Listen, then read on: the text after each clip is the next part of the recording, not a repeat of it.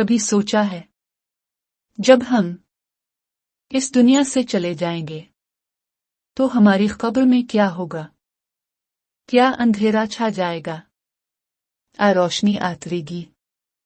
ये एक सच्चा वाकया है जिसमें एक छोटे से अमल ने एक कब्र को नूर से भर दिया। एक दिन नबी करीम अपने सहाबा के साथ कब्रिस्तान से गुजर रहे थे। अचानक अपने कदम रोक लिए। चेहरे पर गम के आसार जाहिर हुए। सहाबा ने हैरत से पूछा, आ रसूल अल्लाह, क्या हुआ? आपने फरमाया, इन दोनों कब्रों वालों को अजाब हो रहा है और किसी बड़े गुनाह की वजह से नहीं, बल्कि छोटी सी गलती की वजह से।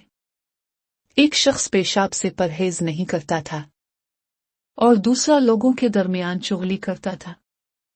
ये सुनकर सहाबा खामोश हो गए। दिल कांप उठे। अपने जमीन से एक ताजा शाख ली, इसे 2 हिस्सों में तोड़ा और दोनों कब्रों पर एक एक हिस्सा रख दिया। सहाबा ने पूछा, आ रसूल अल्लाह, आपने ये क्यों किया?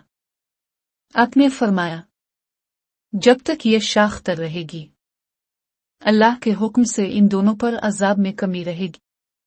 बुखारी हेड्स 218। ये सुनकर सहाबा के दिलों में ये ख्याल आया, क्या हम भी अपने मेरे हुए प्यारों के लिए कुछ कर सकते हैं? एक साहब घर गए, अपने वालिद की कब्र पर कुरान पढ़ा, दुआ की और गरीबों में सदका तकसीम किया।